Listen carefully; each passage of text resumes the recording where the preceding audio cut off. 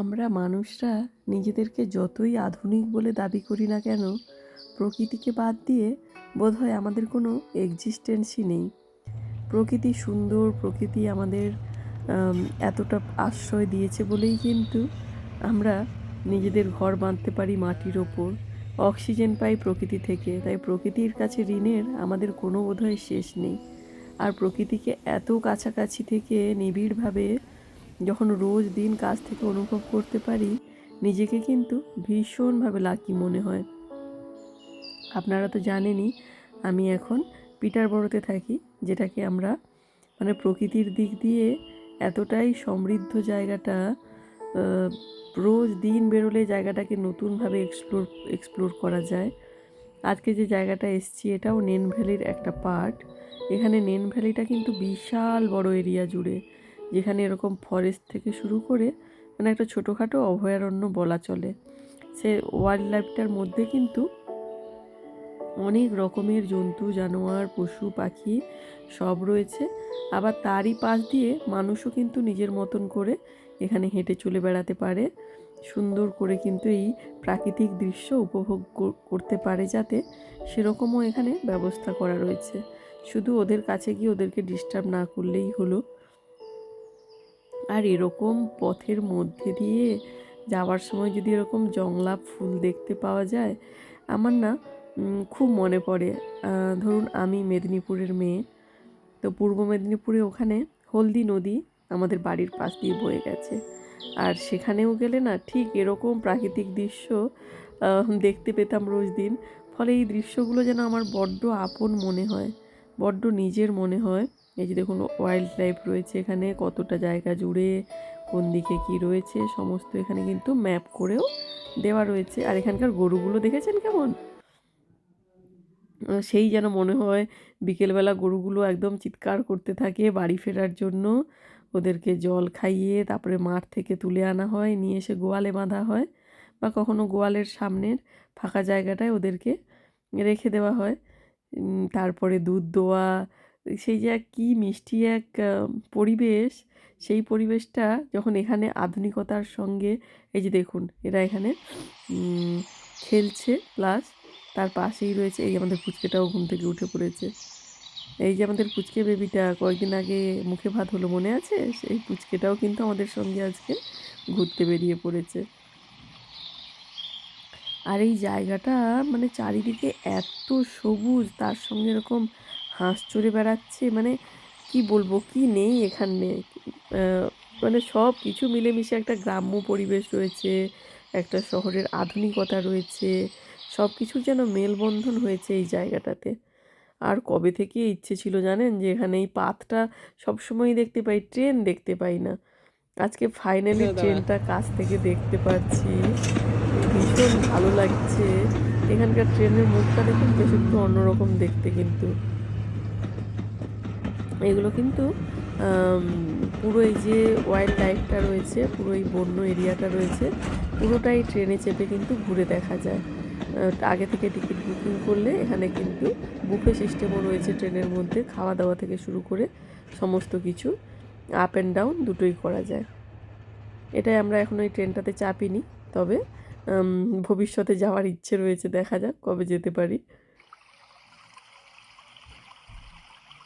এদের কিন্তু এই জায়গাটাতে মানে এরা খুব সুন্দর করে মেনটেন করে রেখেছে, দেখেছেন? মানে এখানে একটা ম্যাপ করা রয়েছে, কোন দিকে গেলে কি কি দেখতে পাবো, তারপরে কোন দিকটাতে খেলার গ্রাউন্ড রয়েছে, সব কিছু।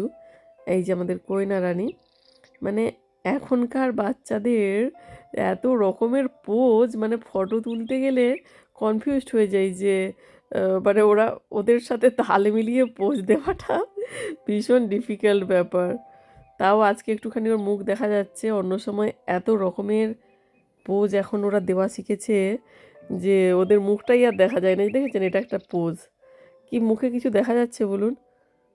এরকম একটা হাজারো রকম ওদের ন্যাকড়া থাকে ওদের সঙ্গে ফটো তুলতে গেলে, ওদের সেলফিতে। তবে বড্ড কিউটও যদিও এগুলো। আমাদের সময় হয়তো এগুলো ছিল না, কিন্তু এদের সময় এরা এত রকমের সব জিনিসপত্র শেখে, এখন স্কুল লাইফে এগুলো শিখবে, এটাই হয়তো স্বাভাবিক। আর এই জায়গাটাতে এই যে কাঠের ব্রিজটা দেখুন, কাঠের ব্রিজটাতে আমার কাঠের ব্রিজ দেখলেই একটু ইমোশনাল হয়ে যাই। তখনই মনে হয় একটুখানি বেশ কি বলে, সেই গ্রামের ভেতর দিয়ে কাঠের সাঁকো চলে গেছে, সেরকম একটা ফিল আসে। আমার প্রত্যেক কথায় গ্রামটা কিন্তু প্রচুর চলে আসে বলুন। কি করব বলুন, গ্রামেই তো বড় হয়েছি। পশ্চিম মেদিনীপুরে হচ্ছে ছোটোবেলাটা কেটেছে, তারপরে বড়বেলায় আবার পূর্ব মেদিনীপুরে কেটেছে, স্কুল কলেজ সব কিছুই ওখানে। ফলে পুরোটাই এরকম একটা গ্রাম্য পরিবেশের মধ্যে আমার বেড়ে ওঠা। এরকম নৌকোতে করে কখনো কাকু জেঠু সবার সঙ্গে নদী পার হওয়া, কখনো এরকম মাঠে গরু ভর্তি রয়েছে তাদের পাশে খেলাধুলো করে বেড়ে ওঠা, নদীর পাড়ে সাইকেল চালানো শেখা, মানে সব মিলিয়ে বড় নস্টালজিক। আর এইখানে যখন সব কিছুর সঙ্গে এত মিল পেয়ে যাই, এই যে সব জংলা ফুল রাস্তার ধারে হয়ে রয়েছে, একটা বুনো ফুলের গন্ধে চারিপাশ যেন ম ম করছে। আর ফুলগুলোকে ক্লোজ করে দেখালে দেখতে পারবেন, আমি দেখাবো আপনাদেরকে, মৌমাছি ভর্তি। ফলে এখানে কিন্তু খুব মধুটাও একেবারে অর্গানিক মধু পাওয়া যায়। কত বোর্ড বাঁধা রয়েছে দেখুন। সত্যি ছোটোখাটো একটা ভেনিস মনে হবে। ভেনিস শহর যেরকম সুন্দর বোটে করে চারিদিক ট্রাভেল করা যায়, এই জায়গাটাও কিন্তু ওই রকম। তবে আমাদের বাড়ির একেবারেই পাশে জানেন, ওই গাড়িতে করে 10 মিনিট মতন লাগে। তবে ওই যে সাইকেল থাকলে অনেকে সাইকেল করেও চলে আসে, অনেকে হেঁটেও চলে আসে। এই যে দেখুন ফুলের ওপরে মৌমাছিটা বসে রয়েছে, ও মধু খাচ্ছে। আর এত সুন্দর পরিবেশ, একদিকে বোট, একদিকে ট্রেন, একদিকে মাঠে গরু বাঁধা রয়েছে, ফুল থেকে মধু সংগ্রহ করছে মৌমাছি। আর ওই যে ওই দিকের মাঠটা, ওই মাঠটাতে না যাওয়ার খুব ইচ্ছে ছিল, কিন্তু যেহেতু আমাদের সঙ্গে পুচকেটা রয়েছে আর ওর বড্ড খিদে পেয়ে গেছে, সেজন্য বাড়ি ফিরতে হবে। ওই মাঠটাতে আপনাদেরকে একদিন নিয়ে যাব। এইখানেও এক্সপ্লোর করার মতন প্রচুর জিনিস রয়েছে। আপনাদের কেমন লাগছে ভিডিওগুলো সেটাও তো আমাকে জানাবেন, তাহলে আমি বুঝতে পারবো যে আপনাদের ভালো লাগছে কি খারাপ লাগছে, বা আপনারা আরও কী ধরনের ভিডিও দেখতে চাইছেন, এরকম প্রকৃতির ভিডিও দেখতে আপনাদের ভালো লাগছে কি না, সবটা জানালে ভীষণ খুশি হব। আর এই যে দেখুন বুনো ফুলের গাছ দেখেছেন, পুরো ভরে ভরে রয়েছে একেবারে। কি মিষ্টি সে এক গন্ধ হাওয়ায় যেন বয়ে চলেছে। আর আপনাদেরকে সঙ্গী করে এরকম ঘুরে বেড়াতে আমার কিন্তু ভীষণই ভালো লাগে। আপনাদের কেমন লাগে আমার সঙ্গে এরকম ঘুরে বেড়াতে?